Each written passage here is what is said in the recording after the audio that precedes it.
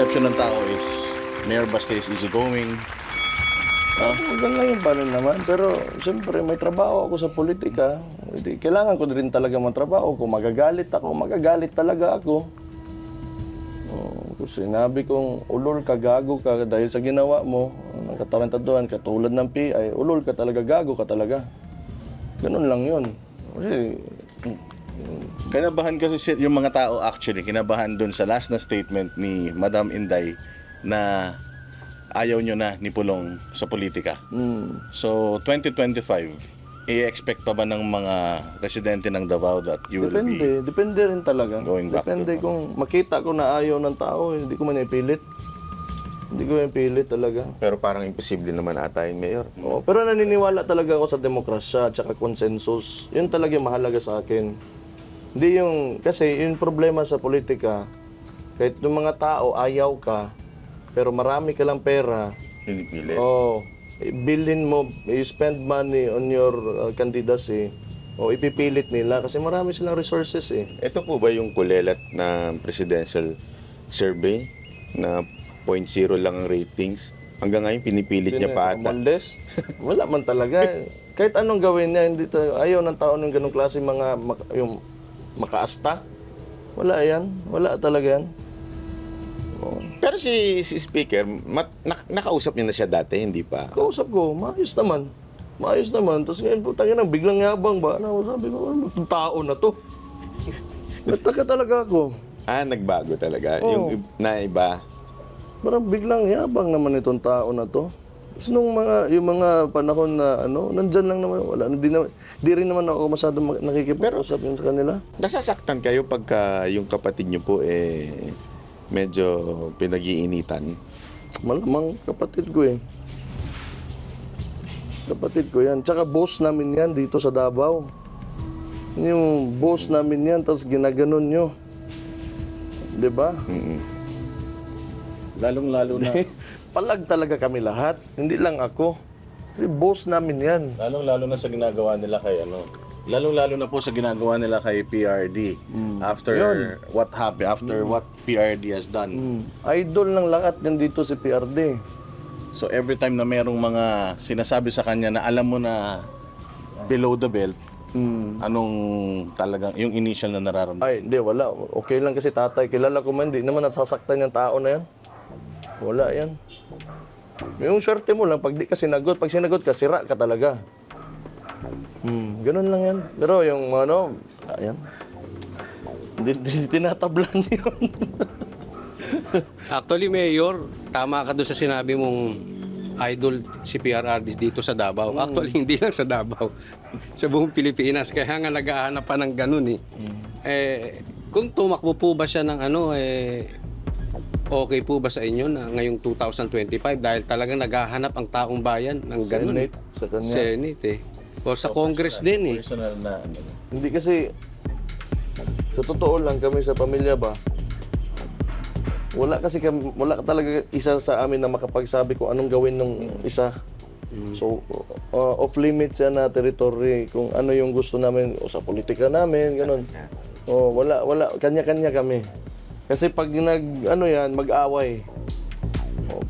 Pag may suggest or may suggestion or i-insist, magkagulo eh. Sa tatay mo sa 2025, ikaw personally, do you want him or okay lang ba sa'yo na tumakbo pa siya or magpahinga na lang siya? Kung ako, Ikaw. kung may kailangan pa siyang sabihin talaga, mas maganda yung may posisyon siya. Kung may wisdom pa siya talaga na ibigay niya sa mga tao, or if he can, siyempre, if he can still guide the Filipino people, since popular naman talaga siya na tapos naging presidente, a lot of people will really listen to him. Kahit nga yung mga kalaban nakikinig sa kanya. So okay lang sa'yo? Gusto ko. Kung may sasabihin pa siya. Kasi maniniwala kasi talagang tao sa kanya. So, ito na siguro panghuling tanong. Sa lahat ng mga nangyayari na to sa bansa natin, wala bang puwang sa puso ninyo na tawarin na lang natin itong mga to, hayaan na lang natin? O talagang ano sa inyo na hindi pa pwedeng gaguhin ng mga Pilipino?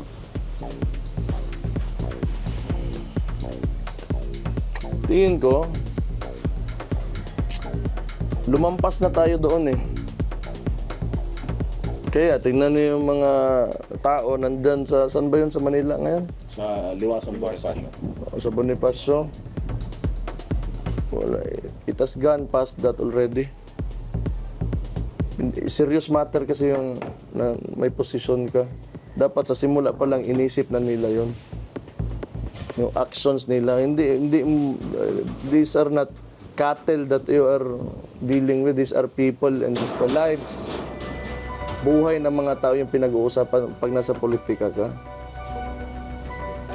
Just all the while, isang taon mo, you spent it on thinking about how you can preserve your position. Tarantado ka talaga dyan. Buang yun ang mga nga nakatawag yun. It has gone past that already for forgiveness. For me. Sayang yung isang taon natin. Serious matter yan. Buhay ng mga tao. Lagi sa inyo sa bigas. I'm sure. Sabihin niya, ambisyon niya man yun. Sige, sabihin, tanggapin na natin. But still, hindi mo sasabihin yan. Kaya hindi mo alam ang buhay ng tao. Kung ano, what it means for, the poor people in the Philippines. Kung 20 and 50 ang bigas, malaking diferensya yun sa buhay ng tao. Even not for, hindi sa mga poor people, even the middle class. Magkano 60, 70, o 50, ano, 20 yung malaking bagay yun. Price eaters tayo kasi mahirap tayo, kailangan yung tiyan natin. May busog, mapuno talaga. Tapos workers tayo because yung society natin is yung tatsulok eh. We have the elite, we have the middle class, upper and lower middle class, then we have the pinakamababa, the CDE, yung mga tao. Ang dami niyan. And lahat yan rice. So that's a very serious statement na sabihin mo ganun lang and like parang wala lang. It has gone past that already. Wala na tayong pag-usapan. Tayo na. Hindi nyo pinag-isipan lahat ng ginawa nyo eh.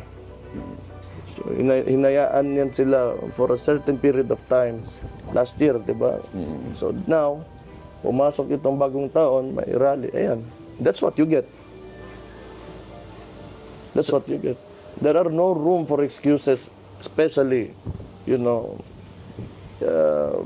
sa mga ganitong klase mga sitwasyon ng isang bansa. The people, there are still people who are suffering, hungry, do not have shelter, and like having a hard time of getting basic services. So then you spent your year on your self-preservation, your politics and whatever. Ayoko. So Mayor, last message na lang po dun sa mga Pilipino na they feel hopeless sa mga nangyayari na ganito, parang nawala na ng hindi na nila alam bakit nagkakagulo Pilipinas, ba't bumalik ang droga, bakit nagmamahal ang presyo. Anong message nyo sa kanila? Di man natin alam din talaga. Pero eto, maniwala lang tayo talaga sa demokrasya. As much as possible, idaan natin lahat. Consensus, lahat tayo. Mga tao talaga. Hindi pwede yung, actually nga, hindi naman talaga ako o yung kalaban ng mga Marcos na yan, tsaka yan si Romualdez. I'm echoing lang yung sentimento din ng mga tao. It's not us that they're against, it's the people. But anyway, kung tingin nyo talaga na may pag-asa yung Pilipinas, then you fight for it. You stand up against abuses or tyranny Yung mga, kahit sa mga lugar-lugar nyo, ay, wag nyo i-tolerate yung mga leaders nyo na to behave in a way that's detrimental to your city, your barangay, or your country. Kailangan i-correct nyo. Lagi nyo i-correct kung ano na. Pero of course, do it in the nicest way possible. Do it in the nicest way possible. Pero eto, since nandito tayo sa sitwasyon ng national, like I said, wala na tayong, they gave us no choice. So kailangan, we have to stand up. We have to stand against yung ginagawa nilang pang-abuso sa posisyon nila, gamitin nila yung Congress, yung PI na yan, it's totally unnecessary. Kahit isang taon lang na sama-sama lang tayo. Kung naniniwala kayo na may kakaganda pa tong bansa natin, may pag-asa pa, kailangan we have to move as a collective whole. Pero actually yung sasagot niyan, di man dapat alam dapat ng administrasyon niyan na nasa kanila yung bola dapat yun naging goal nila, na hindi walang unrest na mangyayari sa laban lang.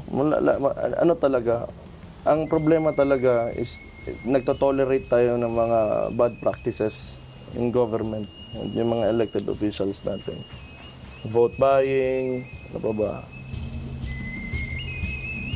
Yan, corruption, abuse of position mo. Dapat hindi ito, i-call out, kailangan i-call out talaga. Yung tinatahi natin ang entertainment and politics, okay naman yun. Wala man problema. May konting pero dapat diskurso yung pinapakinggan talaga. Ano yung sinasabi na plataforma.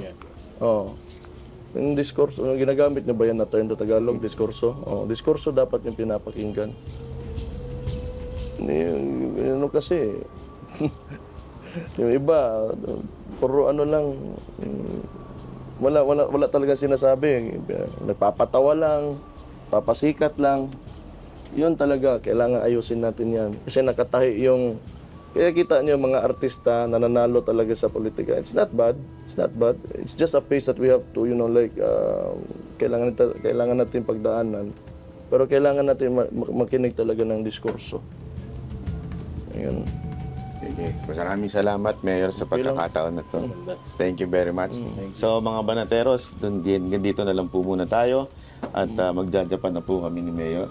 Sige po. Sama kami. Hindi man, pirmahan ni Abalos siguro ang travel authority ko. Nako, pag pinirmahan yung ni Abalos. Pero okay man yan si Abalos sa akin. Yung, wala man akong Hindi pala namin natanong sa iyo sa yung parang sinito, nireprimand kayo? Na... Hindi naman. Kasi hindi naman naka-address yun sa kahit kanino. Pero, open naman na statement yun to anyone who was there in Cebu. And, disturbing daw. Wala akong magawa. Magawa ko yun yung gusto ko sabihin. Tsaka ko yun naman niya. Di ba? Wala siya. Kalayaan niyo yun Yun na nga, sinabi ko nga, pag binalik yung araw na yun, hindi ko talaga rin babaguhin yung mga sinabi ko. Yun pa rin yan. Yun pa rin yung sasabihin ko. Kahit ulitin natin. Isa pa request ng mga tao, Mayor. Kasi ang dami daw nahirapan ng mga vloggers transcribe nung yung Hindi, pitches. wala mang problema pag nasa, kasi yung Cebu kasi yun. Yeah. Pero kung pupunta kayo ng Manila for that, let's say for example, mapupunta sa Manila yung movement. Maisog. Wala mang problema. Magtagalog ka na doon. Magtagalog. Malamang. Actually, Mayor, yun nga ina-expect ng tao dun sa last day ng SMNI sa Liwasa. Ina-expect nila na magsasalita kayo, mga ganun. Yun ang ito kung Ito parang nire-request ng mga tao. Hindi, walang problema yan. Ayun, sige, maraming salamat.